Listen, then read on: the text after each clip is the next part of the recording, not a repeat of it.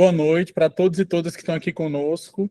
Esse evento online é o terceiro evento agora do mês Abril Laranja, em que nós, no Conselho de Veterinário do Estado do Ceará, tivemos o cuidado desse ano da gente fazer formação continuada, voltada para os maus tratos, mas pensando agora na formação do médico veterinário. Nós tivemos a primeira palestra com o doutor Esther Esperro, que trouxe a FIMA para nós, para apresentar. A segunda palestra foi minha, sobre como a gente deve agir quando a gente é chamado para uma situação de maus tratos, para avaliar uma situação de maus tratos. E hoje a gente tem o prazer de ter a doutora Adriana de Siqueira aqui, minha amiga aqui do estado de São Paulo, patologista de extrema qualidade, importância e competência aqui no estado, que vem hoje falar para a gente um pouquinho sobre o reconhecimento de lesões e traumatologia forense, que já na continuidade do que a gente planejou para vocês nesse mês. Queria aproveitar esse momento, eu vi aqui duas pessoas, a doutora Elan Cardoso, né, que também é perita, que está aqui conosco, registrar a presença dela, e a nossa conselheira, a doutora Gleicione Rodrigues, que é coordenadora da Faculdade Ateneu, que está aqui com a gente. Então, um prazer ter vocês aqui, além de todos vocês que estão aqui. Eu falei das duas porque eu estou vendo as duas na tela, tá, gente? Então, estou citando as duas por conta disso também. Um abraço para todos. Vou passar a palavra para a Valdênia para ela apresentar a nossa palestrante de hoje.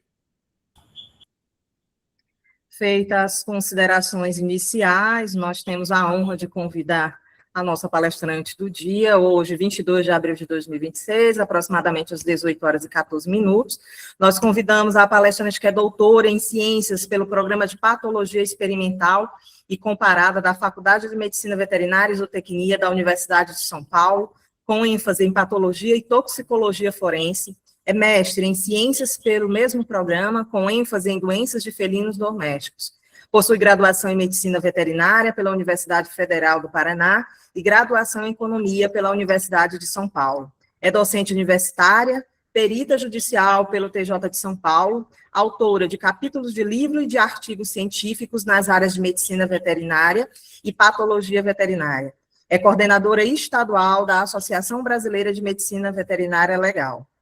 Com muita satisfação, convidamos a doutora Adriana de Queiroz, cuja sua palestra tem como tema a utilização da traumatologia forense no reconhecimento de lesões em animais. Com a palavra, doutora. Bom, boa noite a todos e todas. Estou muito feliz com esse convite, né? É uma grande responsabilidade em se tratando de educação continuada, né? E de questões que a gente acaba não aprendendo na universidade, né? E acaba se deparando muitas vezes, né, quando a gente está falando de lesões sugestivas de maus tratos, né? Então, eu vou falar um pouco da abordagem da patologia, mas eu vou puxar para a parte clínica também, e caso vocês tenham dúvida, né, depois vocês podem ir perguntando ou deixar para o final, tá?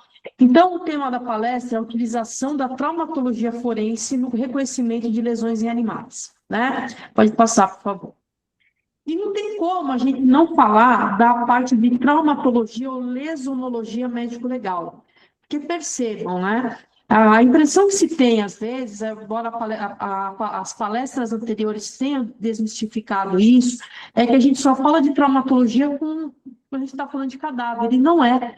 Na verdade, a gente vai ver muitos casos em que o animal está vivo, né? E que ele está com uma lesão e muitas vezes não se percebe, ou com um sinal clínico característico de uma certa lesão, e às vezes o clínico, o colega fica sem saber como descrever isso, né? E hoje, os nossos protocolos, eles pedem que a gente tenha uma linguagem mais técnica em termos de descrição de lesões provenientes de algum tipo de trauma, né? Então, a lesionologia médico-legal, ela estuda lesões em estados patológicos, que são imediatos ou tardios, porque nós temos casos em que o cão sofreu, por exemplo, um trauma crânioencefálico, ele não vai morrer imediatamente, muitas vezes ele vai morrer 2, 3 dias depois, né? Então, são questões tardias, né? Então, isso é bem um ato de violência sobre o corpo, enfim, né? Que a gente vai discutindo no decorrer da apresentação. A gente tem que fazer o diagnóstico dessas lesões, tem que fazer o prognóstico, né? Então, o animal sofreu uma queimadura, como que é isso, né? e as suas implicações legais, né? Então, a gente vai ver que hoje nós temos uma legislação pelo Conselho Federal que nos obriga, e eu acho isso uma evolução enorme, a denunciar maus tratos na clínica e em outras áreas da medicina veterinária. Mas, para isso, a gente tem que saber, digamos, documentar essa lesão, né, e descrevê-la. Tá? E é uma coisa que é um aprendizado, né? É uma coisa que a gente vai estudando e aprimorando com o tempo. Então, tem diversos tipos de energias que vão acabar causando essas lesões, né? A gente vê muitas vezes que a grande parte dessas lesões vem de energia mecânica, né? E quando a gente está falando de trauma, esse trauma ele pode ser focal, multifocal, difuso, né? Então, questões que envolvem procedimentos bioquímicos no organismo do animal, né? Que clinicamente, às vezes, fica um pouco complicado da gente reconhecer. Pode passar, por favor. Então, a gente vai falar aqui das formas de agressão, né? Que é uma coisa importante. A gente sabe que para o animal sofrer apresentar uma lesão, ele tem que ter sofrido um tipo de trauma. Esse trauma vem de que tipo de energia? Mecânica, física, química, físico-química, biodinâmica, mista, né? Então, muitas vezes, o animal, por exemplo, ele pode estar parasitado. Isso é um tipo de trauma, né? Eu fui aprender estudando isso, né? Então, percebam que a gente... no dia a dia, nos estudos, nas leituras, a gente acaba desenvolvendo essas habilidades aí, né? E mesmo na necrópsia, quando a gente está abrindo o cadáver, está fazendo análise, não é tão simples assim de se fechar alguns diagnósticos sem fazer exames toxicológicos, muitas vezes fazendo sorologias cadavéricas, né? A gente acaba aprendendo a trabalhar com isso, tá? Pode passar, por favor. E a gente tem que considerar que nós estamos falando de uma ampla diversidade de animais. A gente não está falando só de cachorro e gato, né? A minha casuística acaba sendo mais cachorro e gato por causa de estar na cidade, né? Eventualmente, a gente faz necrópsia de aves também, né? E a gente tem que considerar muitas coisas. Por exemplo, cobertura de pelo, lanugem, pena, escama, né? A cobertura de posa subcutânea, né? A diferença entre os gêneros, né? Então, o macho e a fêmea tem algumas diferenças, né? E cada animal é único, com suas características únicas, com seu sistema imune único, né? E com a sua resistência, né? Única, tá? Pode passar, por favor. Então, aqui, só para vocês terem uma ideia, né? Da complexidade da coisa, quando chega um caso para a gente, né? Eu vou mostrar várias imagens para vocês, ou pode chegar para a clínica também. Você vê, por exemplo, o que a gente tem que prestar muita atenção quando você vai fazer o exame físico desse animal, né, que sofreu maus tratos, né? A gente tem que ir notando se tem sangue no pelo, né? Então, formam uns grumos de sangue. Verificar se o animal tem alguma resistência quando você vai examinar uma determinada parte do corpo, né? Então, para vocês perceberem, existem vários instrumentos aqui que vão causar feridas diferentes. Uma coisa muito importante para a clínica é a gente falar dessas lesões, dessas feridas puntiformes ou punctórias, né? Porque isso está na prática clínica. Então, quando você vai fazer um acesso com um paciente, você vai causar uma lesão punctória.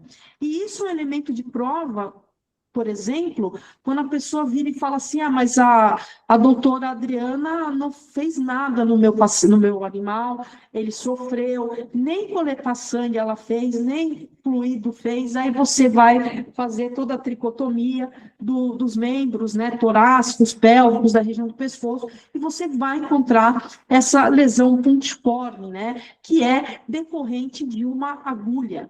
Né? E isso tem que ser documentado. Então, quando chega um paciente que a pessoa alega que o colega fez ou não fez, é muito importante a gente pesquisar se há quaisquer situações do tipo, tem atadura, tem lesão puntória, o animal passou por um procedimento cirúrgico, então o que que a gente vai encontrar, né?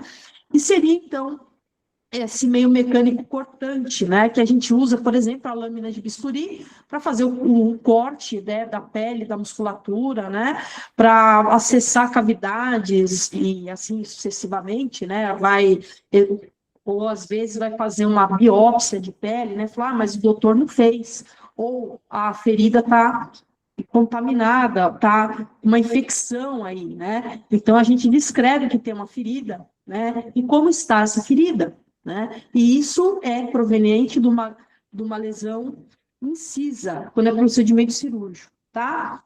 Contundente, pessoal, é tudo, né? Pé, mão, pedaço de madeira, pedra, qualquer coisa sólida, né? Que vai causar uma ação de compressão, descompressão, contragolpe. Isso é muito clássico, pessoal, nos traumas crânioencefálicos, né? Então, a gente vai conversar mais sobre essa questão da lesão contusa, como que ela se apresenta, né? Se você encontrasse na clínica, visse um paciente, como é que você descobriria isso, né? Olhando para o animal. Quem é clínico sabe muito mais, melhor do que eu como avaliar isso, né? Mas eu vou mostrar para vocês as lesões, tá? As pérfuro-cortantes, gente, são causadas pelos instrumentos que têm gume ou corte, peixeira, canivete, punhal, né? E a gente vai ver característica pérfuro-cortante. As cortocontundentes, gente, são muito comuns, principalmente quando a gente está falando aqui de unhas e dentes, tá? Então, na zona rural, a gente pode encontrar lesões cortocontundentes provenientes de foice, de facão, de machado, o que quer que seja, pode, né? E essas lesões, elas são bastante características, porque você vai encontrar lesões na pele muito características de um instrumento cortocontundente, né? E que vai gerar a ferida cortocontusa. E os pérfuro-contundentes são as armas de fogo, gente, né? Então, os projéteis de arma de fogo, que eles vão perfurar e contundir ao mesmo tempo, né? Então, aqui para vocês terem uma ideia da ampla variedade, e tudo é aplicado e tudo pode ser encontrado aí quando você está falando da sua prática clínica. Pode passar, por favor. Então, a questão da energia de ordem mecânica vai retirar o corpo do seu estado de repouso, né? Então, vocês estão vendo aqui um pedaço de pau, né, de madeira com sangue. Isso aqui foi usado, desculpem, para atingir um animal, né? As facas e cutelos, os dentes, né? E o projétil de arma de fogo. Tudo isso vai retirar o corpo, vai movimentar o corpo da vítima de alguma forma, tá? Pode passar, por gentileza. E ainda, a gente vai falar, sempre repetindo, desculpem, né? A questão dos instrumentos, né? Então, isso que eu falei para vocês há pouco, é importante a gente fazer tricotomia dos animais, tá? Se você é patologista, isso acaba sendo meio que rotina. Mas na clínica, lógico, né? Primeiro a pessoa tem que autorizar você a raspar o pelo. Tem essas coisas agora, né? Que você tem que explicar que precisa raspar o pelo para verificar lesões, né? Ter uma justificativa, né? Porque senão tudo vira um problema, né? A gente sabe disso. Então, a gente sabe que essas feridas, elas têm um fundo cego. Então, por exemplo, aqui é um acesso venoso no flanco do cavalo, né? Então, percebam, aqui a gente tem um acesso. Então, tudo isso a gente documenta, né? Desculpem, pode passar, por favor. Eu estou olhando aqui no meu computador e viajei, desculpem, pessoal. Então, aqui, ó, vocês notam, né, que tem um acesso, tem sangue, né? Então, porque a gente sabe que você vai inserir agulha, os vasos do cavalo são muito calibrosos e às vezes ele acaba se mexendo, e aí fica realmente dessa forma, tá? Pode passar, por favor. Aqui, uma lesão também por agulha. Essa foto, inclusive, é do caso da Dalva, né? Já vai fazer aniversário, já fez aniversário de 14 anos, já esse caso, né? Que a gente trabalhou, eu fiz parte da equipe junto com o professor Paulo Maiorca, né? E a gente viu essas lesões punctórias, né, em vários animais. Eu vou mostrar mais aqui. Então, você chega lá, você vai... O que acontece, né? A gente sabe que hoje muita gente está fazendo automedicação dos animais, tem muitas páginas no Instagram, né, ensinando de forma que eu acho completamente antiética e ilegal, né, porque isso é uma prática veterinária exclusiva, é a nossa área de trabalho. Então, como que você aplica injeção, como que você faz procedimentos nosocomiais, sabe? Então, a gente está vendo isso. E, de repente, você pode se deparar com um paciente com uma perfuração, uma lesão punctória no tórax. Para que uma pessoa vai fazer uma lesão punctória no tórax de um filhote de gato? Qual que é a justificativa? Se não tem hemotórax, hidrotórax, alguma efusão, não há justificativa alguma para tal, né? Pode passar o próximo, por favor. Aqui mais um do caso da Dalva, só para vocês terem uma ideia, né? Essa cadela, infelizmente, veio a óbito, né? Mas ela poderia chegar na clínica para vocês assim, né? Então, passa desapercebido. O que a gente nota aqui? Tem uma hemorragia, né? Mas percebam que ela tem, aqui são 17 perfurações de agulha, né? E vocês notam, gente, que elas são bem confinadas no tórax direito aqui, né? Fala, nossa, mas o que é isso, né? O que essa pessoa fez? Pode passar, por favor. E depois a gente vai conversar mais tarde sobre esse caso novamente, que eu vou mostrar algumas alterações produzidas aí. E aí, falando da ação cortante, né, gente? A ação cortante, ela é bastante, também a gente vê, né, por exemplo, as brigas que as pessoas usam faca, usam navalha, né, e a gente pode perceber que às vezes pode chegar um cachorro para defender a pessoa que está brigando ali e acaba recebendo uma lesão também, sendo atacada, né, dessa forma. E então a gente tem que saber identificar o que é o quê.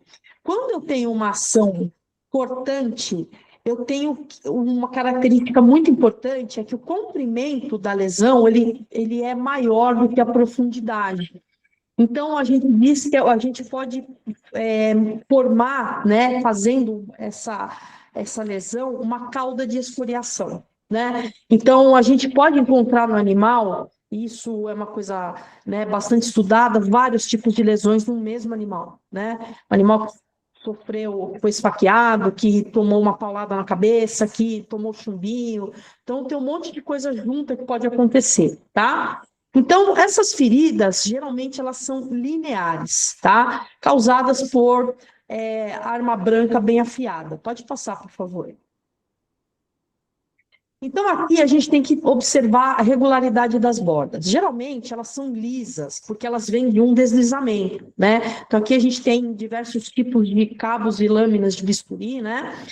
E a gente, nesse caso da ferida, a gente não vê nenhum tipo de hematoma, nada. A gente só vê que as bordas estão separadas.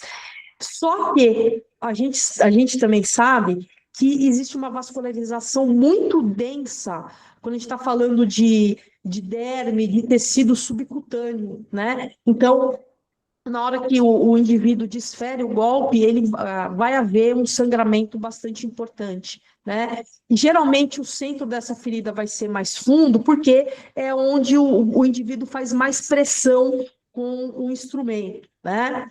Pode passar, por gentileza. Aqui, só para vocês terem uma ideia, isso aqui é uma ferida clássica, né, de cauda de escoriação, foi um trabalho que a gente publicou, vai fazer 10 anos já, na Veterinary Pathology, falando, então, né, então nós temos aqui a tal da cauda de escoriação, e vocês notem, vocês notem, né, que aqui é a região lateral, torácica lateral, então a gente vê que começou aqui a lesão e veio parar para cá, né? Então, isso varia bastante, né, com relação à pele do animal, se o animal está em movimento ou não, porque é claro que o animal está em movimento, né? E aí, quando ele está em movimento, aí a gente pode ver várias dessas lesões, né, na tentativa do indivíduo de matar o animal, de ferir o animal, com a intenção de, né? Então, a gente começa a notar isso. E a gente começa a notar também que os pelos, eles ficam cortados, gente. Aqui tá raspado o pelo, né? Mas quando na área do corte, você nota que tem o pelo fica cortado, ficam os fragmentos de pelo aí. Próximo. Aqui, né, o clássico da ferida cirúrgica, né? Que isso aqui é uma foto de necrópsia, né? Mas pode chegar para vocês aí um caso, né? De repente, o que que acontece, né? A gente sabe que a grande vítima das coisas é o veterinário da emergência, né?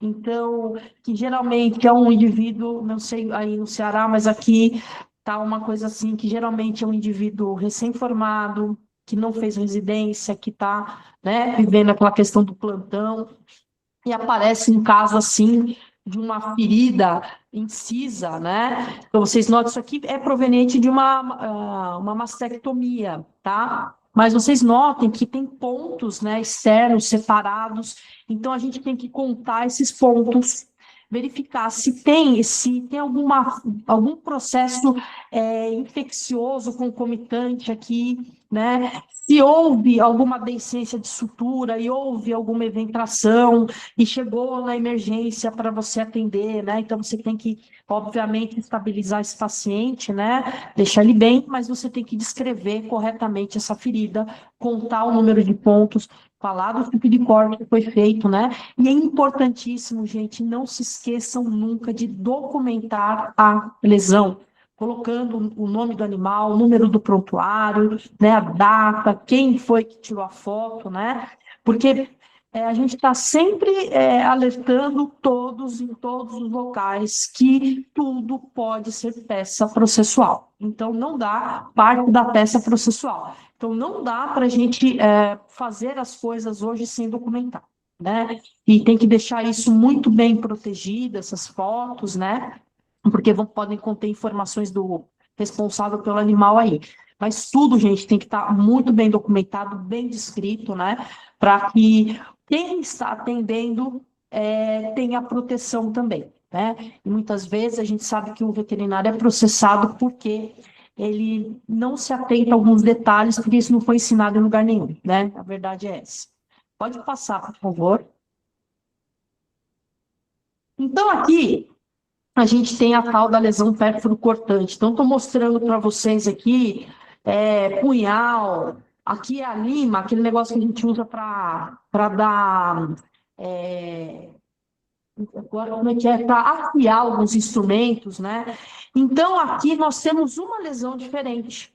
Porque, enquanto a cortante, a profundidade é menor que o comprimento, aqui é o contrário. Então, aqui houve um movimento, né, fazendo até com a mão aqui para vocês, de alavanca da mão, para tentar realmente inserir o instrumento no animal, né?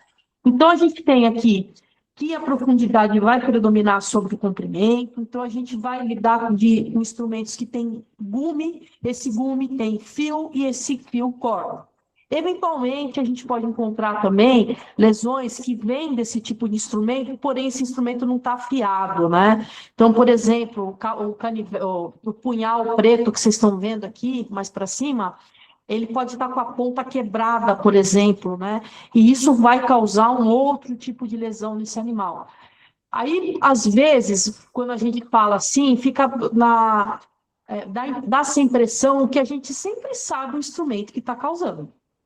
Está bem longe disso, tá, gente? A gente, a partir da lesão que a gente vê, a gente infere que pode ser um instrumento de ação cortante.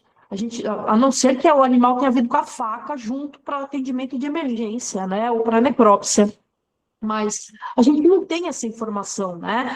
E muitas vezes, né, eu sei que o doutor Daniel trabalha bastante aí com a polícia e tal, então tem muita informação sobre as coisas, e a gente, quando está no laboratório ou na clínica, você não tem essas informações.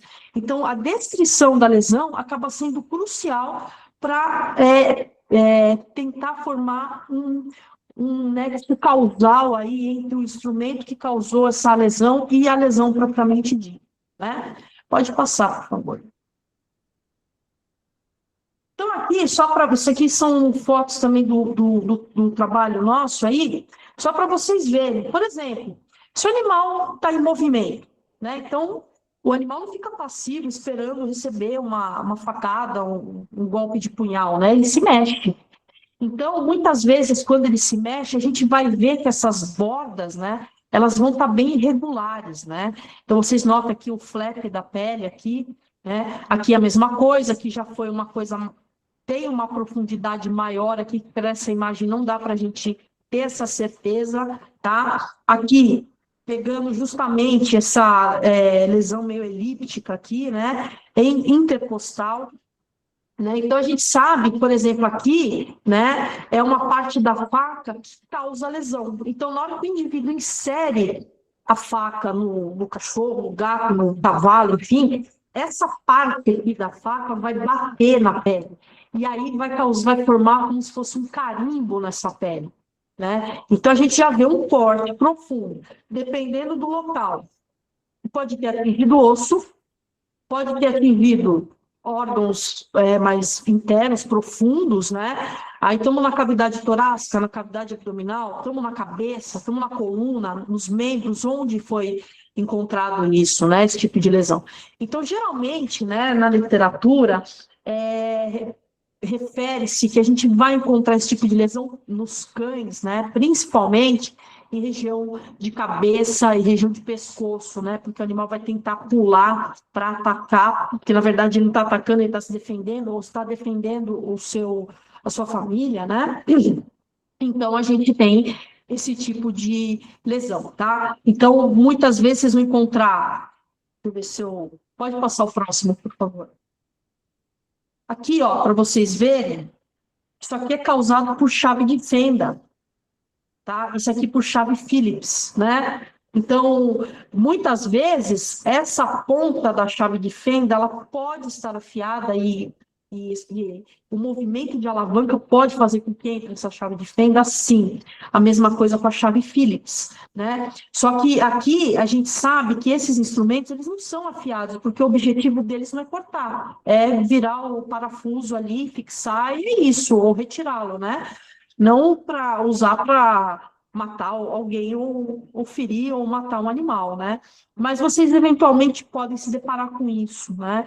Essa região, ela vai estar bastante dolorida, né? Então, a gente sabe, né, que muitas vezes você vai palpar esse animal, você vai passar a mão sobre a pele, né, verificar se tem alguma lesão, como a semiologia nos ensina, né? Então, como que você tem que fazer o exame semiológico da pele, né, e verificar as outras questões vindas desses traumas aí, tá?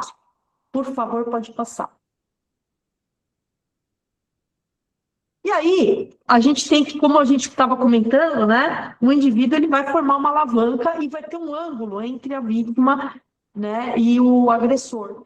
E isso é importante. Então, a gente, quando vai avaliar isso num cadáver, né, muitas vezes é difícil da gente inferir, né, qual foi o ângulo. Como é que a gente infere? Isso fica muito mais fácil quando a gente está falando de cavidade abdominal, por exemplo. Aí daria para a gente tentar verificar essa questão do ângulo, vendo por onde passou o fio dessa faca, né?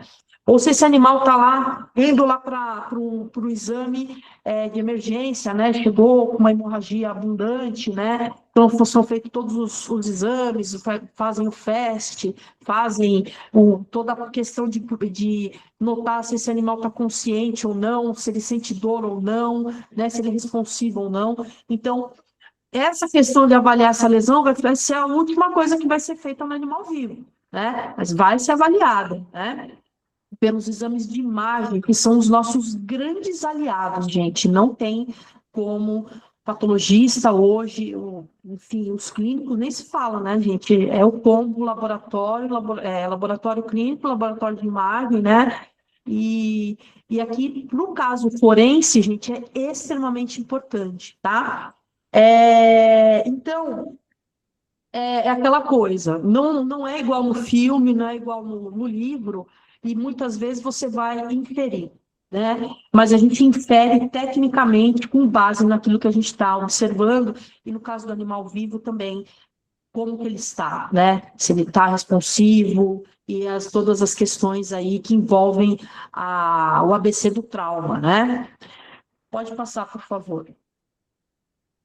Aqui acabam sendo as lesões que a gente mais enfrenta, né? Aqui a gente vê que são lesões muito complexas. Nem sempre essas lesões vão resultar em fratura óssea, né? Não é fácil, né, de você identificar clinicamente.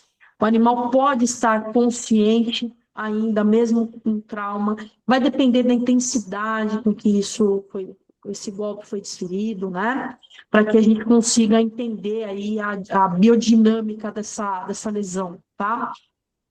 E por conta disso, a gente sabe que é uma lesão complexa, pode ser visualizada externamente, então vou mostrar para vocês aqui, né?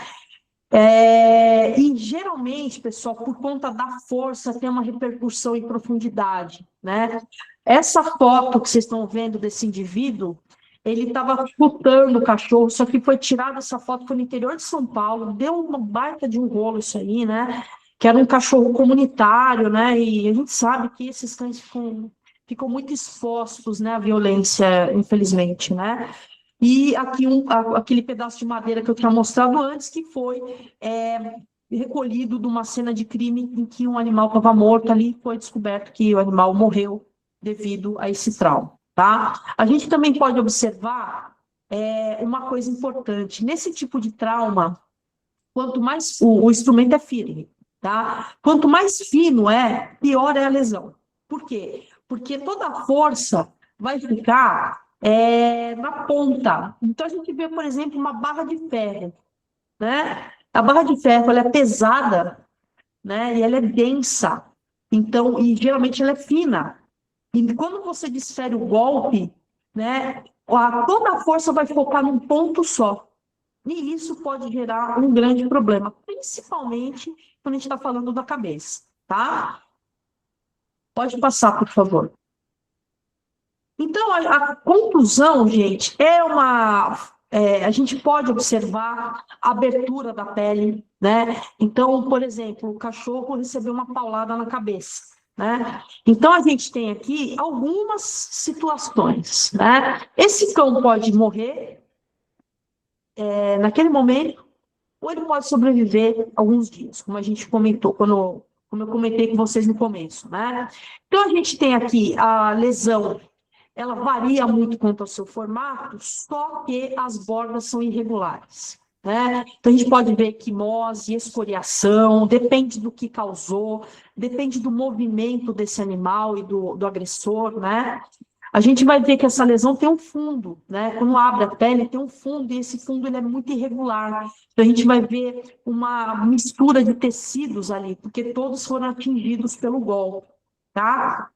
Então, a gente tem pontes de tecido íntegro, muitas vezes proveniente das fáscias musculares, né? Que vão mostrar a profundidade dessa lesão. Essa ferida é uma ferida cuja borda se retrai, né? Então, isso também depende daquelas linhas de tensão que a gente aprende nas técnicas cirúrgicas, nas disciplinas de cirurgia, que orientam como que a gente tem que fazer o corte, de modo que a pele tenha uma menor retração, porque isso tem a ver com a cicatrização, né? Então, essa retração da borda da ferida está ligada às linhas de tensão aí que a gente aprende, tá? Na superfície, elas são pouco sangrantes, a gente não vê uma hemorragia abundante, o problema está dentro, né? E vai variar também de acordo com o objeto, o ângulo entre o agressor e a vítima, né? A força que foi empregada, né? E a gente confunde muito isso quando a gente encontra o animal na água. Às vezes o animal recebeu uma lesão cortante ou pérfuro cortante ali, e por conta da fauna ali da água, né? Se a gente está falando de um lago, de um rio com pouca água, de um riacho, né? De piscina, Então, muitas vezes, os micro-organismos acabam alterando o formato da ferida, e uma ferida que era cortante acaba tendo característica contusa, tá? Pode passar, por favor. Aqui é só um exemplo, né? Esse caso aqui aconteceu, a doutora Alessandra Lacerda, que hoje é perita criminal, né? Eu tenho um baita orgulho dela, que ela foi minha caloura aí, e aí esse caso foi ela que necropsiou, né? Essas fotos são da USP, tá? Esse cachorro, gente, para vocês terem uma ideia, eu quero que vocês notem aqui na foto superior esquerda, a gente está vendo a cabeça dele, tem bastante sangue, né? E vocês notem que tem uma ferida, né? E aí você olha essa ferida, quando você olha dentro dessa ferida, você percebe que tem tecido cerebral ali, né? Você fala, nossa, o que aconteceu?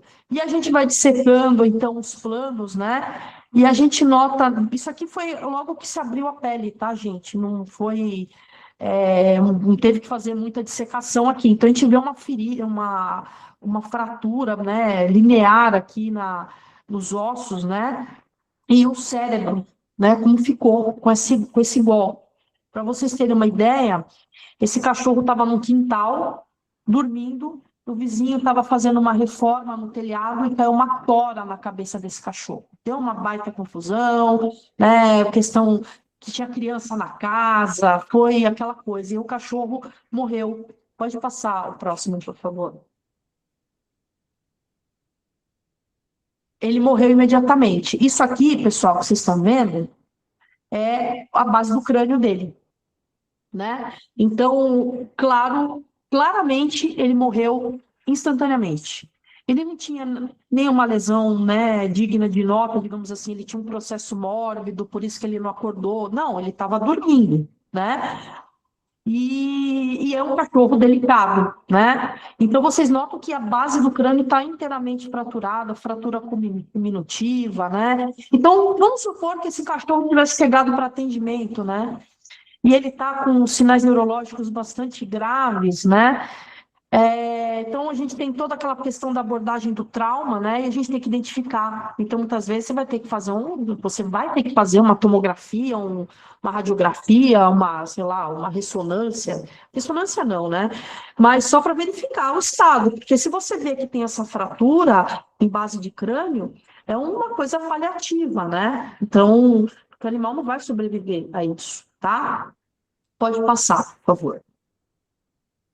E os fotocontusos, né? Aqui a gente vai encontrar uma ampla variedade, a própria mordedura, arranhadura, né? Foice, facão, machado, enxada, né? Então, gente, a gente pode ver de tudo nessa vida, como a gente já sabe, né? E essas feridas, pessoal, elas têm uma característica muito importante. Elas têm a característica da ferida da ação cortante, da ação contusa. E o que vai acontecer? Se o instrumento está afiado, a gente vai ver que os pelos vão estar cortados, né? Então, foi lá, deu uma machadada, por exemplo, o machado não estava afiado. Vamos supor que o indivíduo, né, para ter certeza que o animal morreu, foi lá e deu uma machadada na cabeça do cachorro, né? Ele vai fazer isso no bovino, por exemplo, ele vai ter que fazer muita força para fazer muita força não, vai ter que ter jeito para fazer isso, né? Que na necrópsia a gente acaba abrindo a cabeça dos bovinos e dos equinos com machado, né? Mas se é uma coisa criminosa, né, a gente não vai ver esse cuidado que a gente tem para fazer análise quando no exame necroscópico, né? E quando o instrumento não está afiado, foi o que eu acabei de falar, aquele machado velho que está sem fio, o indivíduo vai desferir o golpe do machado, vai ficar uma característica de lesão contusa, bem parecida com o que eu acabei de mostrar para vocês, tá? Pode passar, por favor. Aqui vocês estão vendo isso aqui é um poodle, né? E ele foi mordido por um Rottweiler. Aqui está o círculo, porque isso aqui indica o priapismo. Então, isso indica que houve uma lesão medular, tá? Então, o que acontece aqui? A gente está vendo um cachorro extremamente ensanguentado, né? E a gente está vendo duas lesões, né? que elas têm borda irregular, a gente vê um orifício aqui, né? E o que que a gente faz? Se chega para você na clínica desse jeito, você vai ter que raspar. Pode passar o próximo, por favor. Você vai ter que raspar esse cão, né? Então, aqui foi um trabalho bastante demorado, né? Então, vocês percebam que ele tem hematoma. Esse aqui, a gente faz a medida, né, da distância entre os dentes aqui para verificar. Foi o tal do Rottweiler mesmo que mordeu? Né? Isso aqui foi um caso que o poodle estava solto na área comum do prédio. Aí um rapaz estava entrando com o Rottweiler sem proteção nenhuma, né, sem focinheira. O Rottweiler escapou e foi em cima do cachorro na hora, né? E o bicho morreu. E a gente percebe que tem aqui, né, várias marcas de mordida. Então, isso aqui, né, bem na região da coluna, da lombosacra aqui, né, lombar, na verdade, né, mais tóraco-lombar, na verdade, e aí você nota aqui. Então, na hora que você vai abrir aqui, você vai ver que teve lesão nessa medula, tá? Então, isso justifica o priapismo. Então, vocês percebam, né, tem mordedura, a gente tem que raspar, tem que documentar, tem que fazer exame de imagem também, né, para verificar se houve um envolvimento ósseo, né, se houve alguma produção de hemoperitônio aí, né, então você vai fazer o exame ultrassonográfico para isso, né, então é um trabalho que a gente pode encontrar, claro, esse animal infelizmente morreu, né, mas a gente pode encontrar na clínica isso também, né, animal mordido, o que que você faz, como é que você reconhece essa lesão? Você sempre vai encontrar essas marcas mais finas, essas aqui são características dos dentes caninos, né, então o que que se faz? Aqui a gente vai fazer todas as medidas na necrópsia, tá?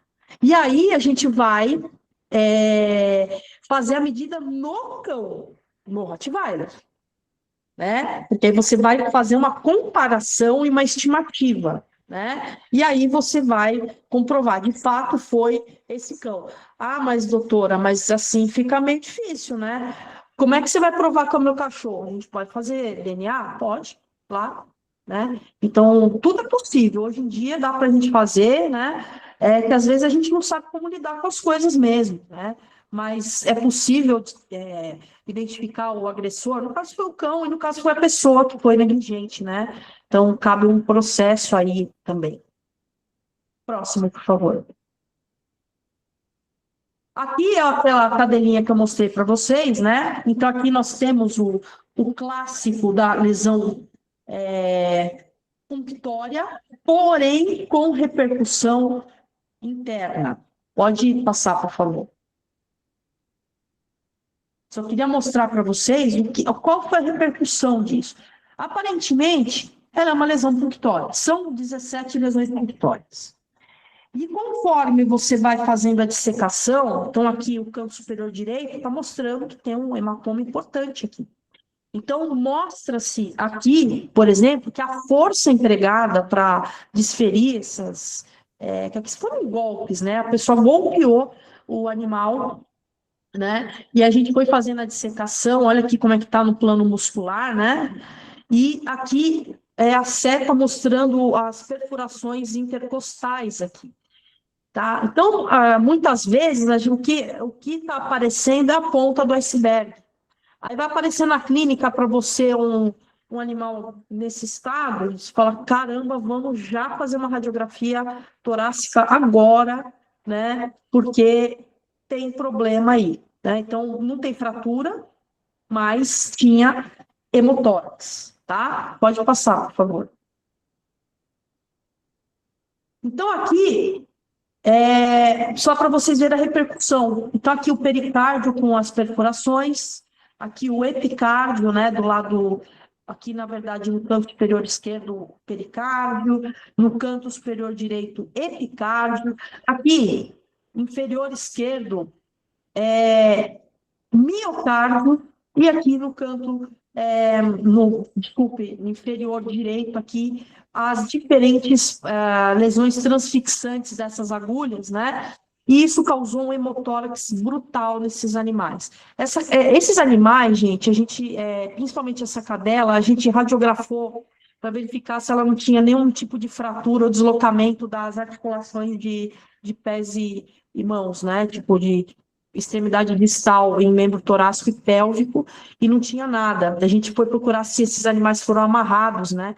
Então, isso levou a entender pela juíza que pode ter tido ajuda de terceiros para fazer esse tipo de coisa, tá? Pode passar, por favor.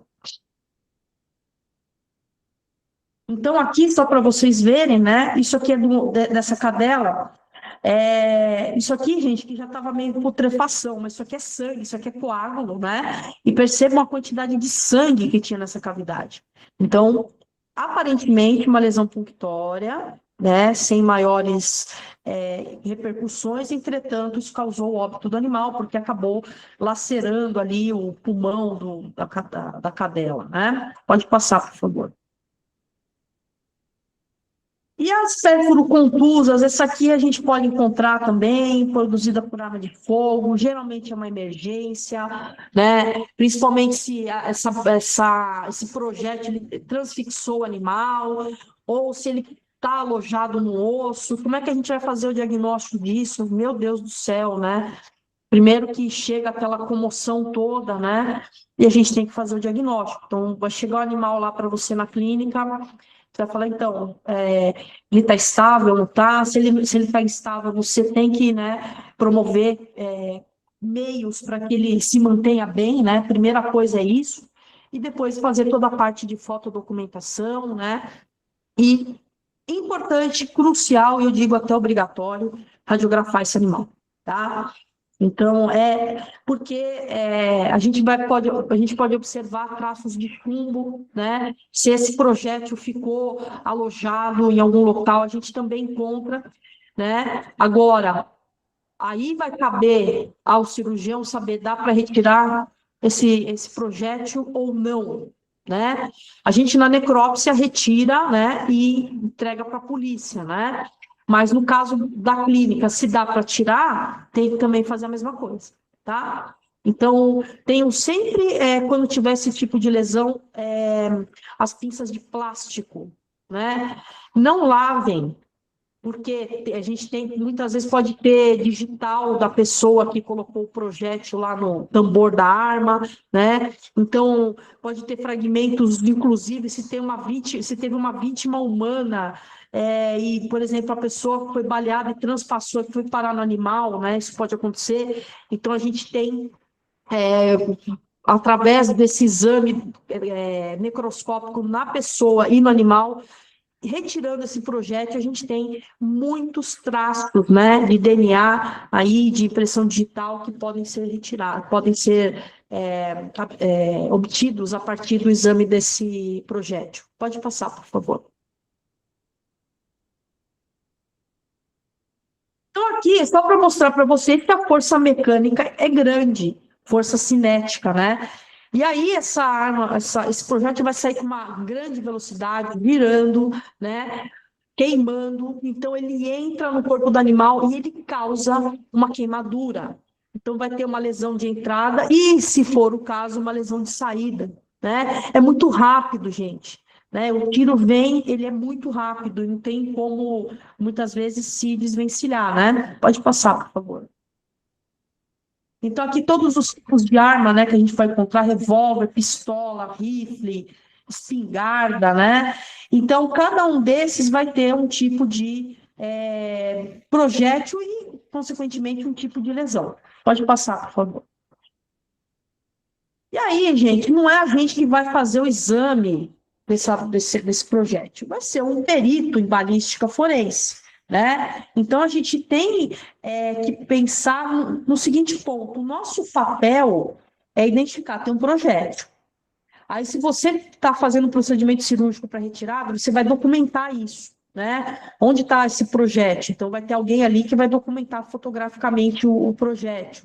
Não dá para tirar. Se tirar, o animal morre. Então, vai ficar ali. Mas como é que fica a questão também, né, de saber que tipo de projétil é esse? Somente com a fotografia a gente o perito conseguiria? Não sei, né? Mas tem situações que a gente sempre tem que prezar pela vida do paciente antes de mais nada, tá? Pode passar, por favor. Então, aqui, só para vocês verem, né? Então, aqui, uma lesão de entrada e uma lesão de saída, né? A lesão de entrada, geralmente, ela é pequena. Vai variar se esse tiro foi a queima-roupa, a distância, que tipo de arma, né? A cobertura adiposa subcutânea desse animal, né? E a gente vai ver o efeito. A lesão de saída, geralmente, ela forma uma borda evertida, né? Aqui, a borda, na lesão de entrada, ela é invertida, porque o projétil entra, ele leva tudo para dentro, né? E ele vai fazendo o seu trajeto dentro do corpo do animal. E na hora que sai, ele vai sair com uma velocidade bem importante também, e vai levar consigo, né, a fragmentos de órgãos ou de estruturas com ele. Pode passar, por favor. Né? Então, a gente sabe que tem diversos tipos de lesões. A ideia desse slide é mostrar para vocês o seguinte, né? Que há dano tecidual, né? Claro. Então, por onde vai passando esse projétil, vai danificando, vai lacerando. Por isso que o animal vai ter hemorragia, né? Tem cavidade, conforme o projétil está passando, tem cavidades sendo formadas, né? E a gente vai observar também que vai ter onda, né? Conforme esse projétil vai entrando, ele vai produzindo uma movimentação dentro do seu trajeto, tá? E isso também pode causar lesões nas diferentes estruturas. Pode passar, por favor. Então, a gente pode encontrar aqui, gente, né? Algumas questões importantes. A gente vai conseguir diferenciar de outras lesões. A lesão de saída é que às vezes fica mais difícil, tá? Mas aqui a gente tem que ter um aliado, que é o exame radiográfico, tá? Então, isso aqui é importante. E a gente pode encontrar uma ampla diversidade de lesões, desde fraturas, lacerações, rupturas de órgãos, né? E aí a gente tem a questão que eu mostrei para vocês da lesão de entrada e de saída. Pode passar, por favor.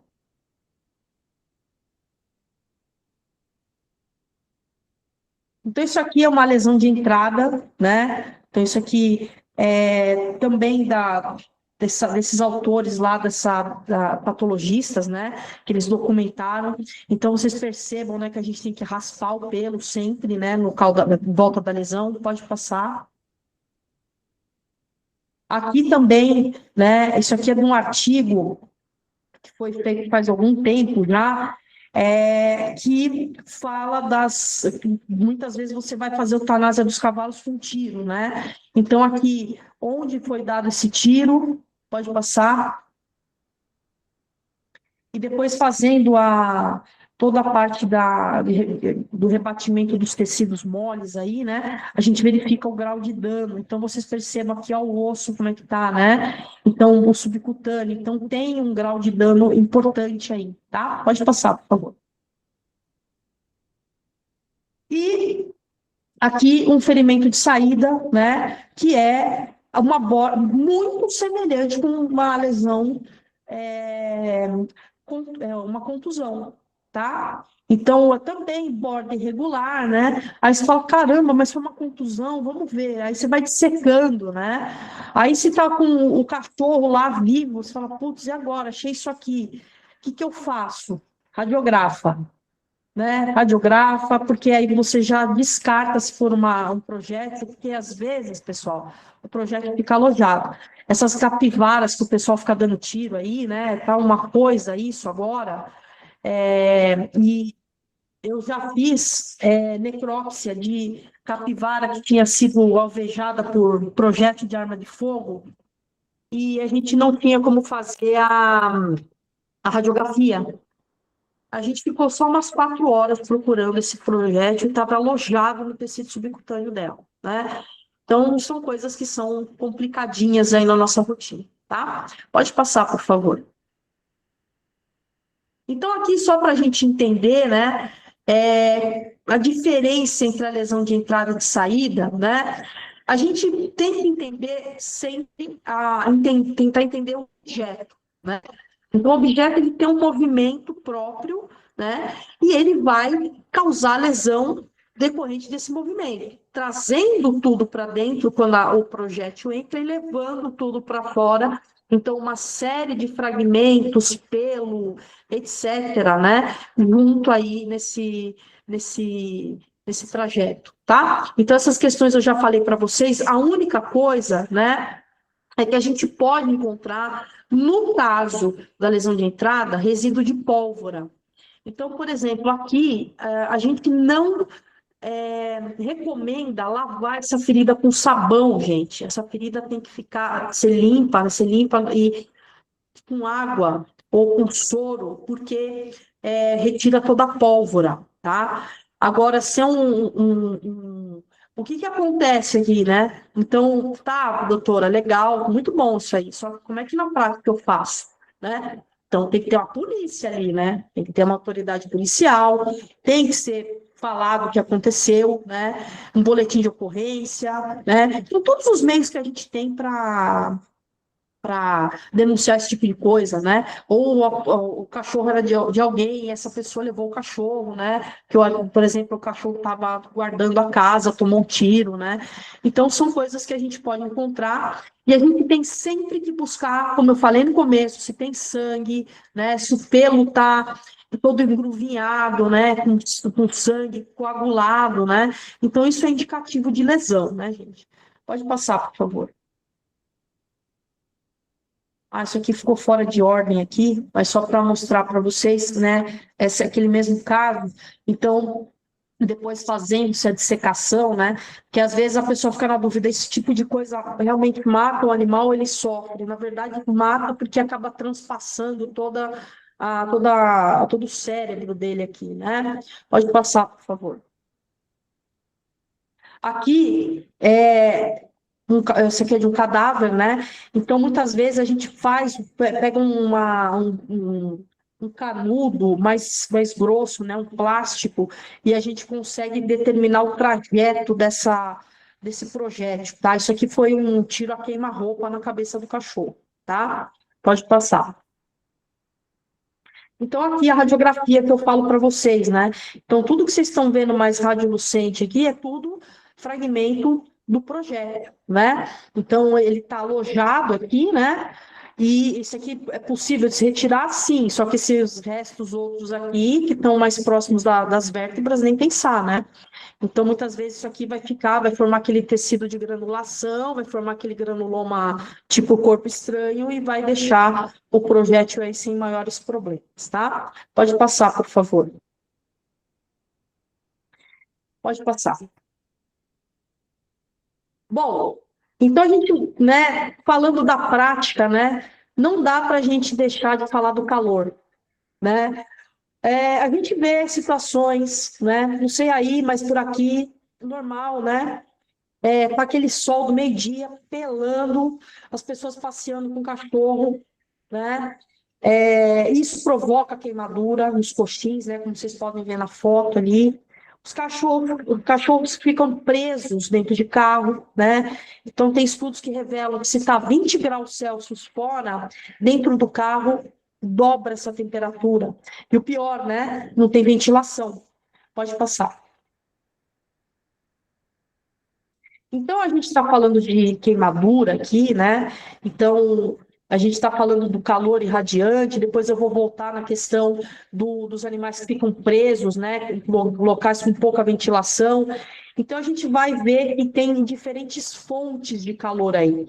Isso aqui são as queimadas que a gente, infelizmente, vê o ano todo no Brasil, né? Calor irradiante, gás superaquecido, líquido escaldante, sólido quente, raio solar e o tal do colchão térmico.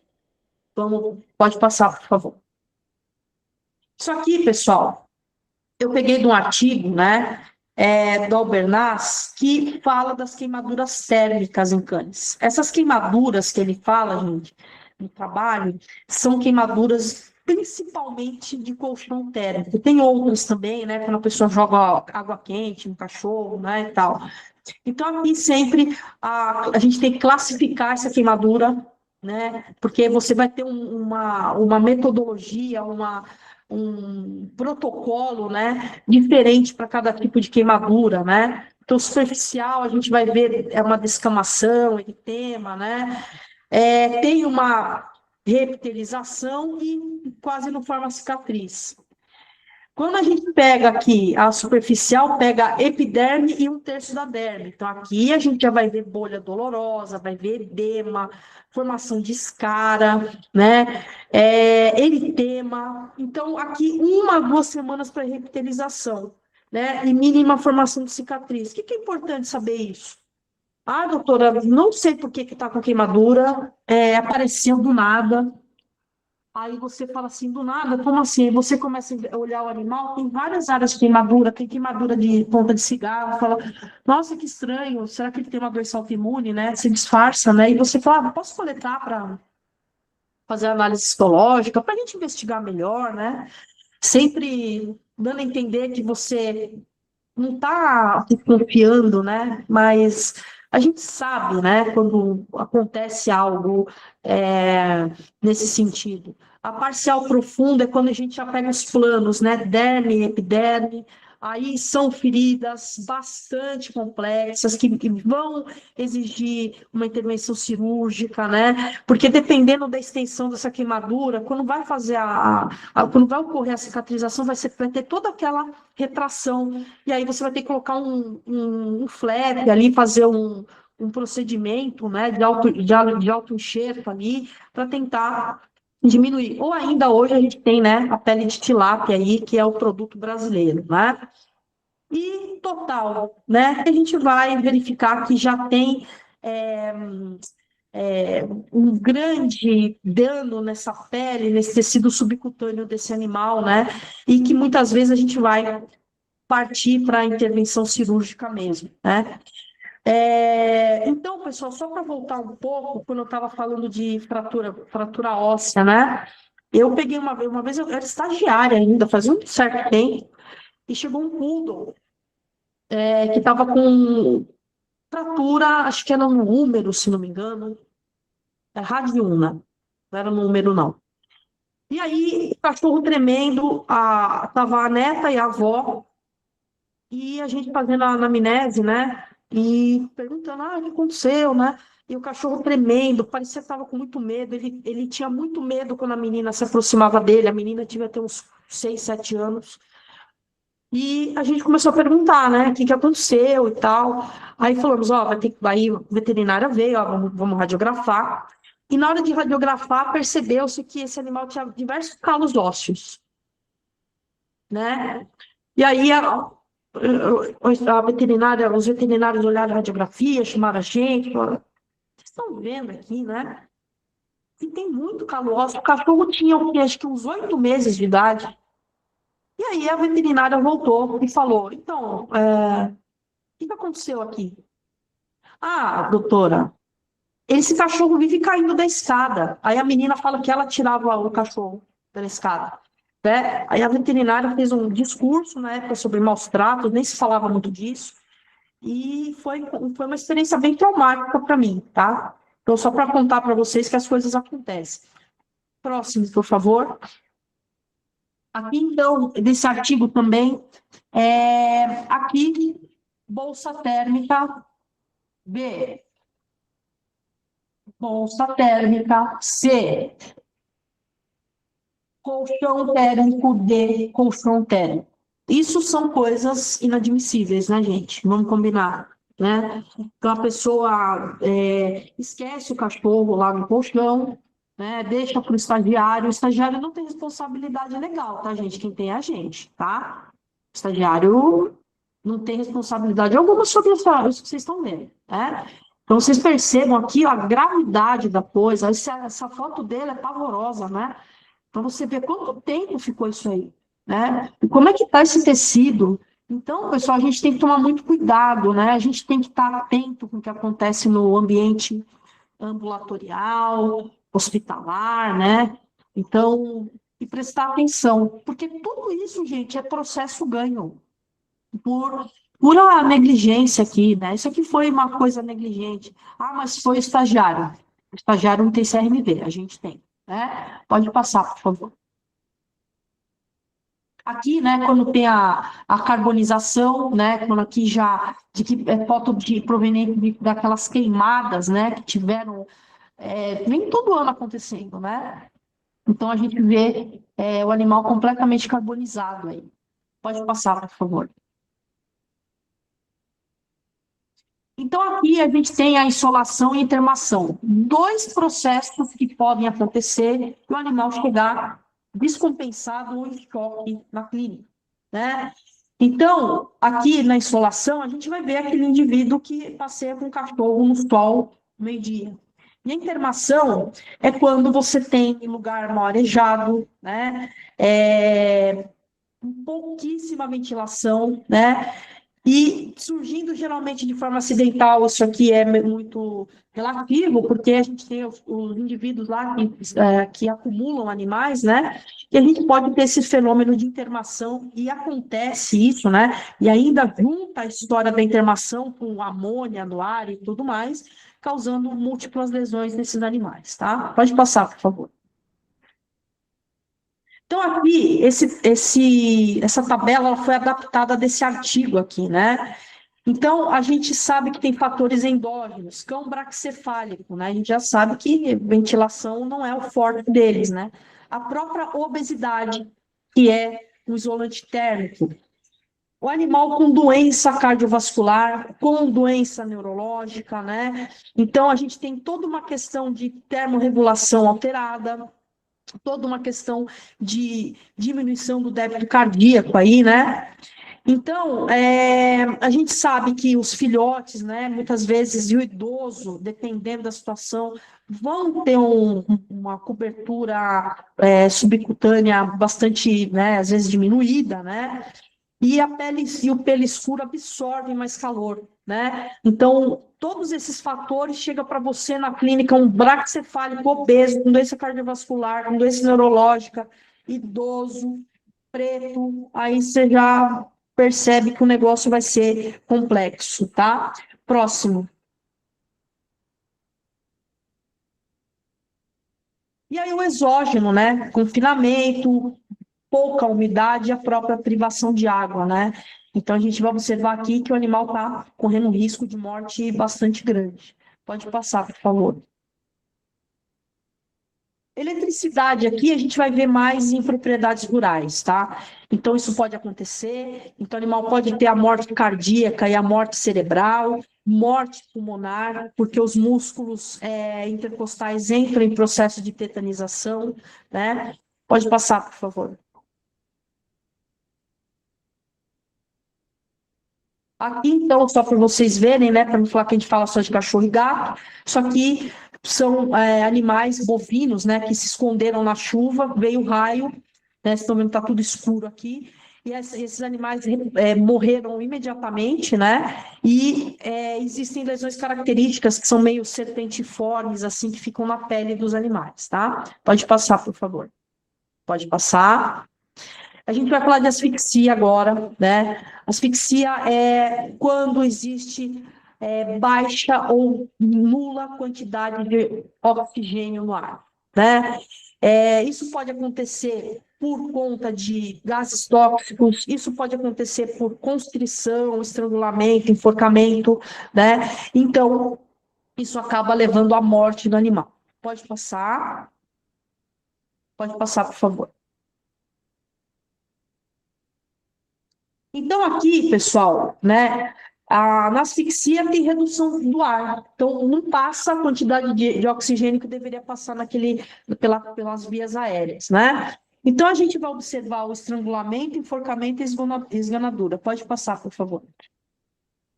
Aqui, então, vocês estão vendo um gato, né? Esse gato sofreu estrangulamento.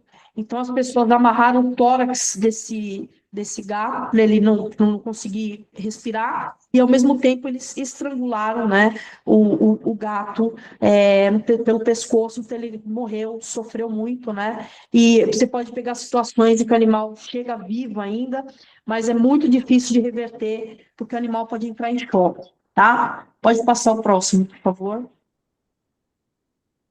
Aqui, o enforcamento, essa situação foi o seguinte, a pessoa a pessoa tirou a foto, né? Que é aquela coisa, a pessoa tá vendo o bicho enforcado, né? Foi lá ver? Foi, ele estava vivo. Então foi retirado imediatamente isso aqui. Mas o que que acontece no caso dele ter morrido? Como que a gente observa, né? Então, a gente vai ver diversas lesões aí, pessoal. Isso acontece em pet shop, tá? Então, você tá lá, a pessoa vai, põe o cachorro lá na mesa com a coleira, sai para fumar, para ver o WhatsApp, tomar café, quando volta o bicho está morto. Eu peguei um caso de necrópsia assim, foi um show de horror, tá? Então, o peso do corpo exerce, né, essa pressão sobre o pescoço, né, porque forma um nó ali e faz essa pressão, tá? Pode passar, por favor. A esganadura, esse caso aqui foi uma coisa pavorosa, um menino de 16 anos, mostrando ao vivo numa plataforma de rede social, ele esganando o gato dele, né? Então, assim, a esganadura usa-se a mão, né? Você vai vou esganar, você pega a mão e pressiona, né? E perceba que ele está com os dedos entrelaçados aqui, o gato com a boca aberta, né? E isso é uma coisa que, infelizmente, a gente viu com o caso do cão-orelha, né? O papel dessas deep webs, isso é um câncer, né, para a questão dos maus tratos contra os animais, que tem que ser combatido, né, sem dúvida nenhuma. Pode passar, por favor. Então, aqui, a gente vai observar que a esganadura, ela pode ou não matar. O animal pode ter sequela neurológica? Pode. Só que a gente tem que observar, por exemplo, infelizmente lá o animal morreu. O que que você faz? Você vai ter que dissecar muito esse pescoço. Todos os músculos, os mais superficiais, os mais profundos. E no caso que eu peguei do pet shop, tinha uma hemorragia extensa na musculatura mais profunda da região cervical, gente, né?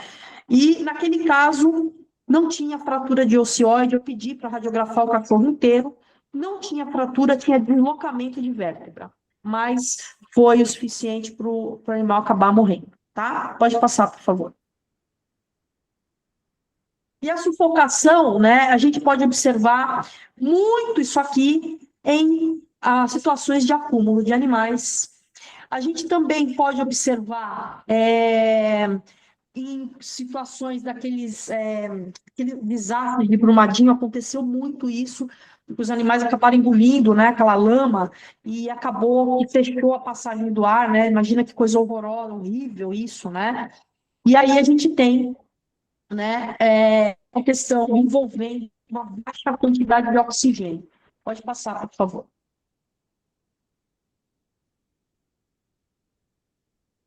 Então, aqui, pessoal, tudo que vai impedir a passagem do ar vai variar de acordo com a duração. Então, o menino, aquela pessoa que estava esganando o gato, foi pega no flagrante ou o gato já estava morrendo?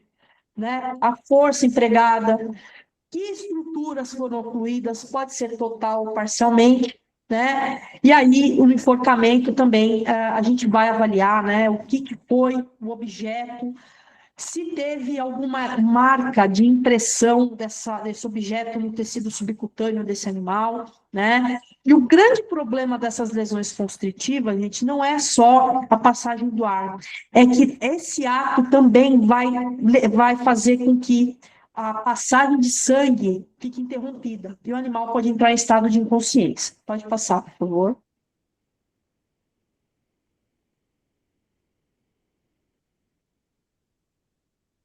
Bom, aqui a gente vai encontrar, né, umas diferenças no caso dos cães e gatos, tá?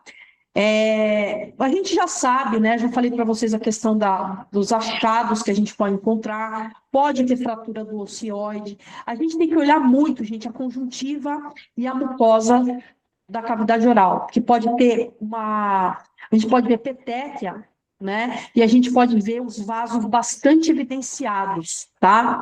O pulmão, ele vai apresentar todos os tipos de alteração possíveis e imagináveis, né? Decorrentes dessa falta de oxigênio. E também podemos observar o priapismo, tá? Pode passar, por favor. Então, pessoal, o animal vai entrar em estado de choque. Mas o que eu quero que vocês peguem desse slide é o seguinte: Os cães e os gatos, eles têm uma anatomia vascular intra e extracranial diferente da nossa. Então, o gato e o cão, ele tem uma menor chance de entrar em isquemia e, consequentemente, uma menor chance de entrar em estado de inconsciência. Aí você vai falar, eles sofrem mais por causa disso? Eu respondo, sim, né? Então, a gente tem que pensar que isso tudo pode levar a um processo de acidose, né? Então você vai ter que fazer todo um processo de correção, né? Esse animal vai ter que ficar internado, né? Verificar se teve fratura da traqueia, às vezes pode acontecer isso também, né? E o que, que pode ser feito, tá? Então o animal acaba entrando em choque aí por conta disso. Pode passar, por favor. Então aqui, ó, só para a gente pensar, né? Eu falei para vocês da posição do animal. Se o animal está deitado e coloca-se a mão sobre o tórax dele, ele não vai conseguir respirar, né? E ele também pode ter uma asfixia mecânica por corpo estranho, colapso de traqueia, neoplasia, compressão do tórax, né? E mordedura na região cervical, causando laceração da traqueia, tá? Pode passar, por favor. Aqui nas questões do confinamento, né, gente? Então, aqui, né, aquela foto tristíssima, né, do bovino ali, né, em Brumadinho, que a pessoa não sabe o que, que vai fazer. Aqui nas questões de acúmulo, né, gente? Então, você percebe uma grande quantidade de animais, sujeira, né, os animais muito debilitados, né? Então, a gente vai observar essas questões aí que, eventualmente, você pode ser chamado para atender e falar o que que eu faço, como que eu avalio, né? Então, pode passar o próximo, por favor. Então, né, a gente vai observar, né, que esses animais em situação de confinamento, né, que vocês acabaram de ver, eles vão estar respirando um ar completamente cheio de gases, né? E esses gases, eles vão causar lesão, né? A gente vai ver lesão, por exemplo, em córnea, lesão em cavidade nasal. A gente vai observar, né, se isso está, né, externamente, internamente também vai acabar aí dando um problema, tá? Então, a gente vai ter uma coloração, a gente vai ver contusão aguda, tá? Pode passar, por favor. Eu vou um pouquinho mais rápido agora. Tem mais uns 10 minutinhos aí. Vamos lá. Então, pessoal, a gente tem que falar do acompanhamento. Esse irmão que você afogar, você conseguiu resgatar para a clínica, ou acabou morrendo, né? É questão de que esse animal estava morto antes, aí de estar na água, né? Pode passar, por favor. Então, pessoal, o afogamento é assim, a gente tem que ver se esse... Pode passar, por favor. A gente tem que ver se esse animal submergiu, ou se foi a cabeça dele lá no fundo, ou se simplesmente parte do estava embaixo da água e nas vias aéreas, tá? Então, aqui tem um programa, né? Então, para vocês entenderem esse... Passa o próximo, por favor. A gente vai ter um programa. Estava vivo quando entrou na água? Não, sim. E aí vocês vão vendo todo o processo, né? Despejou o corpo depois da morte, caiu na água, né? E aqui, casos que ele estava vivo, por que que ele saiu da água, por que que ele não sobreviveu, né? E a gente vai ver todos os processos aqui envolvendo isso, tá? Então, o animal pode sobreviver com morbidade ou sem morbidade, ou ele pode virar óbito, ele pode entrar em coma, né? E virar óbito. E a grande consequência do afogamento, vou passar ao próximo, é a hipoxemia, né? Então, o animal vai ter grandes danos teciduais, né? Que vão gerar a hipoxemia. Pode passar, por favor.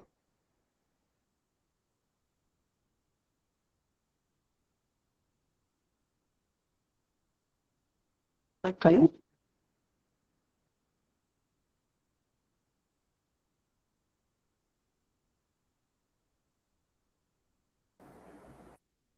Tá normal, professora.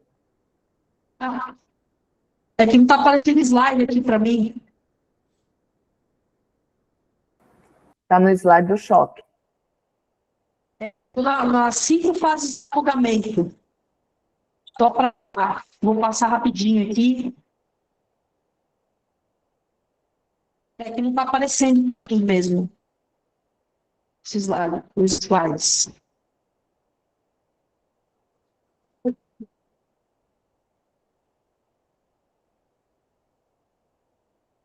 Não está aparecendo, não.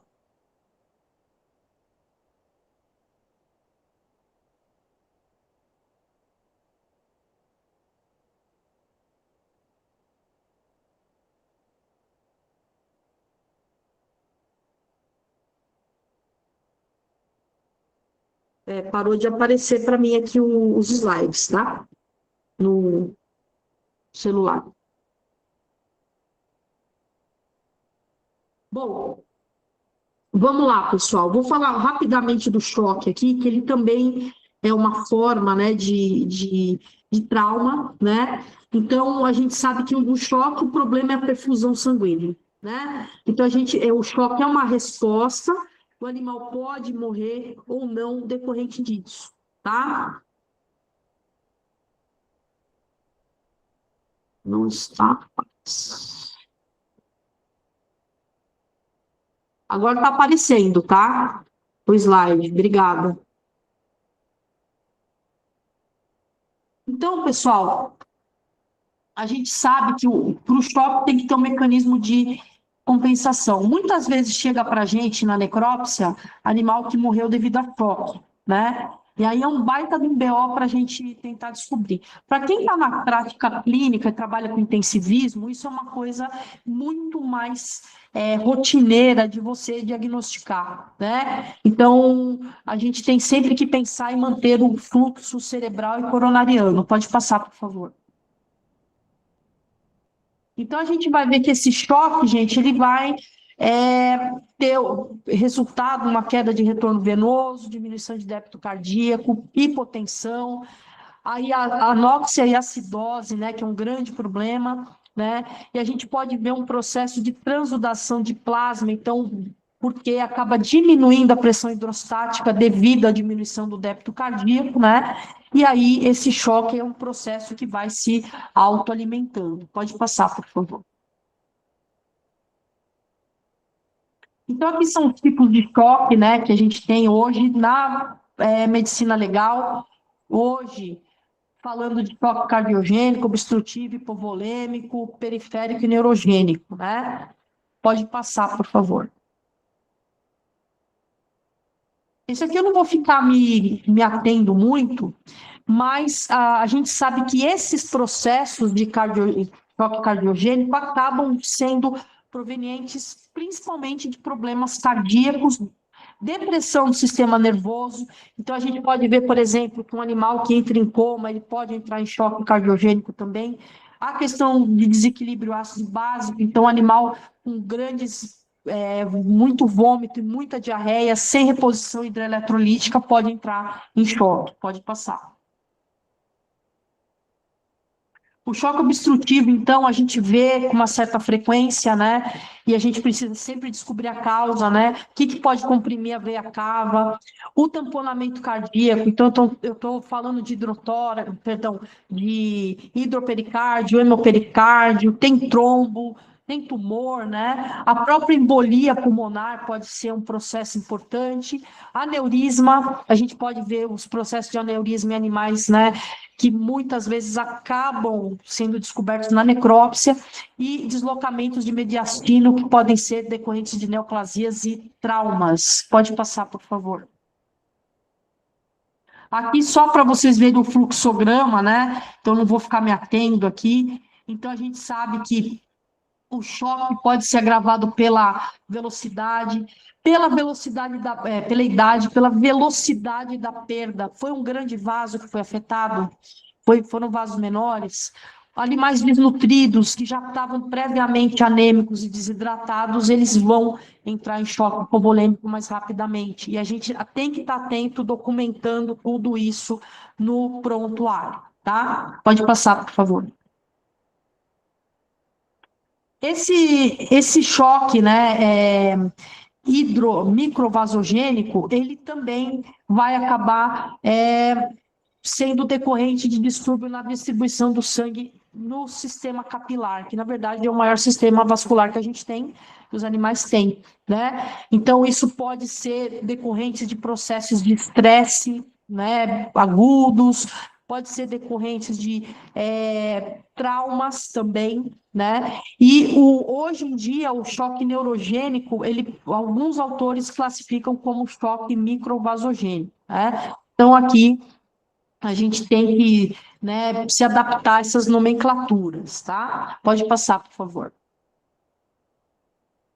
Então, o animal com trauma, então, ele vai liberar muito corticóide e adrenalina, né? Isso vai ter uma ação direta sobre a circulação periférica, e aí ele vai apresentar, né, na verdade, uma maior demanda para os órgãos vitais. Pode passar, por favor.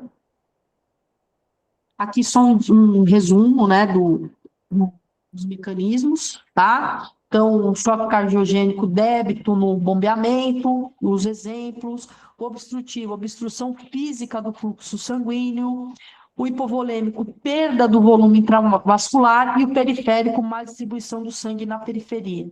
Aí você fala, doutora Adriana, como é que você vê isso na necrópsia? Olha, é um show de horror. A gente precisa ter bastante paciência quando está fazendo necrópsia, porque assim a gente descobre as possíveis causas da morte desse animal, tá? Pode passar, por favor. E as energias de ordem mista, gente, elas são muito importantes na medicina legal humana, digamos assim, e eu acho que elas precisam ser mais estudadas na medicina veterinária legal. Tá? Então, elas são decorrentes, no caso dos animais aqui, de doenças, né? Então, são distúrbios metabólicos, né? Então, parasitismo, infecções podem causar traumas decorrentes de energia de ordem mista, que isso vai causar um distúrbio sistêmico, né? Então, é por isso que tem esse nome, tá? Pode passar, por favor. Então, pessoal, a gente tem que trabalhar muito essa questão da traumatologia forense, não só na patologia, quanto na clínica, quanto o pessoal, todos os colegas da imagem, né, que estão trabalhando muito agora com a questão da imaginologia forense, acho ótimo, né? É um campo vasto, tem muita coisa para ser estudada, tem muita coisa que pode ser feita. A gente está falando de diferentes espécies animais, com diferentes características fisiológicas, físicas, né? E a gente tem que estar sempre atento aos detalhes. Quando a gente está atendendo o animal numa emergência, a gente está preocupado em manter esse animal vivo. Depois a gente vai para os detalhes, né? Mas isso precisa ser feito. Documentação fotográfica, né? A doutora Esther deve ter falado disso para vocês. Isso é importantíssimo quando a gente está documentando lesão. E a gente também, à medida do possível, coletar material para análise histopatológica, se for o caso, né? Então, a gente sabe, né, que o agressor ele pode desferir múltiplos golpes aí nas vítimas, causar diferentes lesões, né? E a gente tem que ter muita paciência, muita atenção e discutir achado com os colegas, né? Então, tem um grupo da associação que o pessoal sempre coloca os casos lá, né? Às vezes eu olho, às vezes eu não olho, mas tem muita coisa interessante para ser discutida, porque isso só vai trazer crescimento para a medicina veterinária, viu, gente? Pode passar o próximo, por favor. Aqui estão minhas informações de contato, né? Então, meu e-mail, meu Instagram, o site que a gente está desenvolvendo e o meu telefone. Então, fiquem à vontade de falar comigo, né? O doutor Daniel, faz tempo que a gente não conversa, mas a gente sempre troca muita ideia, porque ninguém é dono da verdade, ninguém é dono de nada, e a gente constrói uma medicina veterinária legal, uma medicina veterinária robusta, a partir de muito estudo e muita dedicação, né? E eu tenho uma grande admiração pela classe veterinária, pelos meus colegas, muito respeito, né? E eu espero que essas catástrofes que andam acontecendo ultimamente, elas deixem de acontecer, né? E agradecer paciência, porque isso aqui é pesado pra caramba, que eu sei, né? Mas muito obrigada, gente. Qualquer dúvida que vocês ficarem, pode me procurar aí que eu respondo vocês. Doutora Adriana, muito, muito, muito obrigado, minha amiga, pela sua explanação. Foi, como sempre, brilhante, né? E eu estou dizendo, Adriana, em todos os eventos que eu estou participando, que bom que nós temos eventos para falar disso e da orientação. E que pena que nós ainda temos que fazer esses eventos, né? Significa que essas situações estão se avolumando ainda mais. Sim, Adriana, eu sei que você tem outro compromisso, eu quero saber, você já está na universidade, né, sim, para dar sua aula. Se tem sim. tempo da gente responder pelo menos umas 2 perguntas, se tiver, Valdênia. Vamos, Tá? Por vamos favor, lá. porque, pessoal, a doutora Adriana, a gente fez mais cedo, porque a doutora Adriana está na universidade, ainda vai dar aula hoje. E aí eu disse, Adriana, a gente faz mais cedo, vai ficar gravada essa palestra da doutora Adriana, vai também para o nosso YouTube, assim como foi a da Esté, a minha, vai a da Adriana também. E a Valdênia, eu vou passar para você para ler alguns comentários que tiverem no site. E abra, por favor, para 3 perguntas. As outras a gente vai dirigir para o e-mail da doutora Adriana, porque a Sim. gente não vai ter tempo de fazer todas, porque a doutora vai ter compromisso logo depois, tá bom? Valdênia, pode falar, tá? Depois eu só finalizo.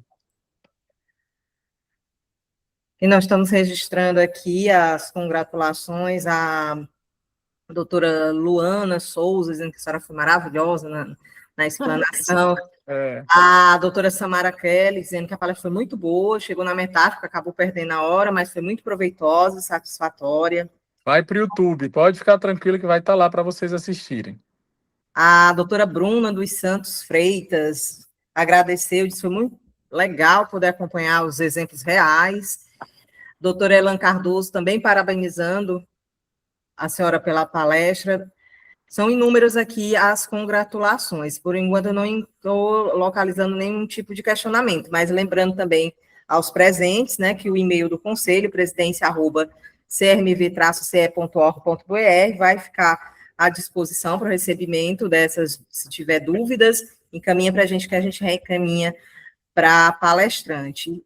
E também reiterando que essa palestra foi gravada pelo sistema, né, Zoom Meet, e vai ficar disponível nas mídias sociais do Conselho, em especial no YouTube. Eu queria comentar com vocês, pessoal, que esse tema, ele, embora seja um tema que interesse muito aos nossos alunos, porque quando a gente vai falar disso, os alunos têm uma atenção maior por ele, pelo reconhecimento de lesões, acaba que isso se perde ao longo do tempo, e hoje, com essa pressão que o clínico tem, que o veterinário de ponta da assistência direta tem, esse tema ele é crucial para que você minimamente possa fazer o reconhecimento e o registro. Então, eu queria agradecer a Adriana por essa participação sua aqui conosco, tirar esse tempo aqui para dar um pouco do seu conhecimento aqui para o nosso estado, e não só para o nosso estado, para o Brasil todo, que vai ficar disponível, né? E queria dizer que muito me honra ter você como amiga aqui, tratando desse assunto com a gente hoje, viu? Eu estou muito feliz, de verdade. Eu não estou preocupado com meus alunos agora, que eles estão fazendo trabalho. Eu vou chegar lá e a gente já vai discutir os trabalhos, então estava programado isso já. E aí, eu queria agradecer pela oportunidade. Eu sei que teve algumas questões que ficaram mais corridas. Se tiverem dúvida nessas questões que ficaram mais corridas, me procurem, tá? Eu atendo, eu faço muita questão, eu gosto muito de passar um pouco que eu sei para os outros, sabe? Eu acho que isso é importante. Eu não sou dona de nada, como eu falei, né? Eu só colaboro com outras pessoas aí, tá? Então, eu queria agradecer vocês, doutor Daniel, assim, não tenho palavras para te agradecer por essa oportunidade única, né? E agradecer a todos e ao CRMV do Ceará, né, que está fazendo um trabalho prestimoso com relação à educação continuada, a questão da medicina veterinária legal e das outras áreas que eu acompanho vocês no Instagram. Gostaria de parabenizar. Conheço a seriedade do doutor Daniel aí, fazendo as coisas, né? Uma grande admiração que eu tenho. E muito obrigada, gente. Obrigada mesmo. Obrigadão. Pessoal, obrigado, doutora Adriana, mais uma vez. Nós ainda vamos ter mais uma palestra, e aí vamos ter a doutora Elan Cardoso, que está presente hoje aqui. Na semana que vem, a doutora Elan Cardoso vai falar de morte. E aí nós vamos ter casos que envolvem a morte dos pacientes, e como agir, como realizar, como fazer o processo, encaminhamentos e tudo mais, tudo vai ser falado pela doutora Elan, para a gente fechar esse nosso processo de formação continuada sobre maus tratos nesse ano voltado para nós médicos, para a formação do médico veterinário, para atuar nisso de forma melhor. Semana que vem nós vamos ter uma estreia aí de uma área do nosso site em que a gente vai colocar o local de denúncia de maus tratos também, para que os profissionais possam encaminhar, assim como a população de uma forma geral. A gente só está finalizando para fazer, então, essa junção logo da informação vinda para o CRMV e como isso vai ser filtrado para já acionar em conjunto a polícia. Então, a gente vai trazer isso. Semana que vem a gente vai ter essa estreia aí, para finalizar o Abril Laranja com a formação bem arredondada de vocês e a abertura do canal de denúncia de maltrato no nosso site, tá bom? Um abraço para todos vocês, muito obrigado pela presença. Obrigada. E até semana que vem. Tchau, tchau. A doutora Elan vai ser no dia... Bom, a gente vai divulgar, eu não lembro de cabeça, não. Não lembro, não. A gente vai 28. divulgar em breve. Hã? Eu acho. 28, eu acho. Acho que 28, né, Elan? 28. Eu Então, acho, pronto, não tenho combinado. certeza também. Depois a gente vê. Depois a gente vê. Um abraço para todos e Até boa logo, noite, hein? gente. Tchau. Até logo.